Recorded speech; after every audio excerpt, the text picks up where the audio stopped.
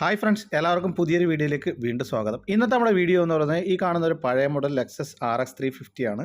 ഈ വാഹനം വർക്ക്ഷോപ്പിൽ വന്നിട്ടുള്ളത് ഒരു നോയ്സ് ആയിട്ടാണ്. കോമൺ ആയിട്ട് ഈ മോഡൽ വാഹനങ്ങൾക്ക് രണ്ട് കംപ്ലൈൻറ്റ് ആണ് സ്റ്റിയറിംഗിൽ വരുന്ന നോയ്സ് എന്ന് പറയുന്നത്. അതിൽ ഏറ്റവും കോമൺ ആയിട്ട് വരുന്ന ഒരു കംപ്ലൈൻ്റ് ആണ് നിങ്ങളിപ്പോൾ ഈ കാണാൻ പോകുന്നത്. ഇതിപ്പോൾ ഞാൻ ഡ്രൈവ് ചെയ്തുകൊണ്ടിരിക്കുകയാണ്. ഡ്രൈവ് ചെയ്തുകൊണ്ടിരിക്കുന്ന സമയത്ത് ബ്രേക്ക് ഒന്ന് പ്രസ് ചെയ്യുന്ന സമയത്ത് കേൾക്കുന്ന ഒരു സൗണ്ടാണ് ഇത്.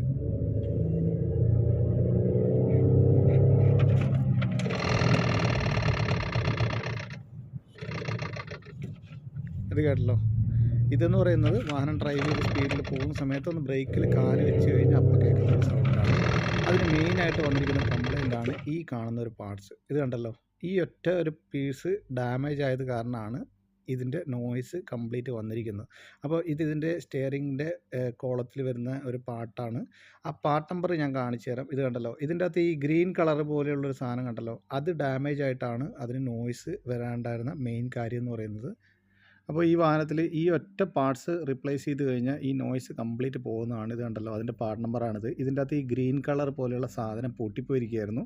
അപ്പോൾ അതുകൊണ്ടാണ് ഈ നോയ്സ് വരാണ്ടായിരുന്ന കാര്യം എന്ന് പറഞ്ഞാൽ. അതിനുശേഷം നമ്മളിപ്പോൾ എല്ലാം തന്നെ പിടിപ്പിച്ചു. അതിനുശേഷം ഒരു ടെസ്റ്റ് ഡ്രൈവ് പോകാനുള്ളൊരു സെറ്റപ്പിലാണുള്ളത്. ടെസ്റ്റ് ഡ്രൈവ് പോകുന്ന സമയത്ത് നമ്മൾ എയർ ബാഗ് സാധാരണ പിടിപ്പിക്കാറില്ല. കാരണം എന്ന് പറയുന്നത് നമുക്ക് സ്റ്റിയറിംഗ് സെൻറ്റർ ചെയ്യണം. ഇനി നിങ്ങൾക്കൊരു ഡൗട്ട് ഉണ്ടാവും, ഇതിൻ്റെ ഹോൺ എങ്ങനെയാണ് അടിക്കുന്നത്. അപ്പോൾ ഹോൺ നിങ്ങൾക്ക് ഈ വയർ ഇതേമാതിരി ബോഡിയിലൊന്ന് ജസ്റ്റ് ഒന്ന് ടച്ച് ചെയ്താൽ മാത്രം മതി അതിൻ്റെ ഹോൺ അടിക്കാൻ സാധിക്കുന്നതാണ്. അപ്പോൾ അതിനുശേഷം നമ്മൾ വണ്ടി ടെസ്റ്റ് ഡ്രൈവ് ചെയ്തുകൊണ്ടിരിക്കുകയാണ്. ടെസ്റ്റ് ഡ്രൈവ് ചെയ്യുന്ന സമയത്ത് നമ്മൾ സ്റ്റിയറിംഗ് കറക്റ്റ് സെൻറ്ററിലാക്കിയതിന് ശേഷം അതിൻ്റെ നമ്മൾ നെറ്റ് നമ്മൾ ടൈറ്റ് ചെയ്യും. അപ്പോൾ ഇതിപ്പം ഞാനിപ്പോൾ ഓടിച്ച് ടെസ്റ്റ് ഡ്രൈവ് ഒക്കെ ചെയ്ത് സ്റ്റിയറിംഗ് ഒക്കെ കറക്റ്റ് ആക്കിയിട്ടുണ്ട്. ഇപ്പോൾ നിങ്ങൾക്ക് കാണാം ഇതിൻ്റെ അകത്ത് വേറെ നോയ്സോ കാര്യങ്ങളോ ഒന്നും തന്നെയില്ല. കോമൺ ആയിട്ട് വരുന്ന രണ്ട് കംപ്ലൈൻറ്റ് എന്ന് പറയുന്നത്, ഒന്ന് ബ്രേക്ക് ഡിസ്ക് സ്കോറിങ് ചെയ്തിട്ട് ബ്രേക്ക് ഡിസ്കിൽ വല്ല ബെൻഡോ കാര്യങ്ങളോ ഉണ്ടെങ്കിലാണ് സാധാരണഗതിയിൽ മറ്റൊരു വൈബ്രേഷൻ സ്റ്റിയറിങ്ങിൽ വരാറ്. പിന്നെയുള്ളതെന്ന് പറഞ്ഞു കഴിഞ്ഞാൽ ഏറ്റവും കൂടുതൽ കോമൺ ആയിട്ട് ഇതിൻ്റെ ഈ ഒരു പാർട്ടിനാണ് ഏറ്റവും കൂടുതൽ കംപ്ലൈൻറ്റ് വരാറ്. അപ്പോൾ നമ്മളിപ്പോൾ ഇതിൻ്റെ വർക്കും കാര്യങ്ങളെല്ലാം കഴിഞ്ഞിട്ടുണ്ട്. അപ്പോൾ ഈ വീഡിയോ നിങ്ങൾക്ക് ഇഷ്ടപ്പെട്ടുണ്ടെങ്കിൽ ഉപകാരപ്പെട്ടുണ്ടെങ്കിൽ ചാനൽ സബ്സ്ക്രൈബ് ചെയ്യുക, എന്നെ സപ്പോർട്ട് ചെയ്യുക. Thank you for watching.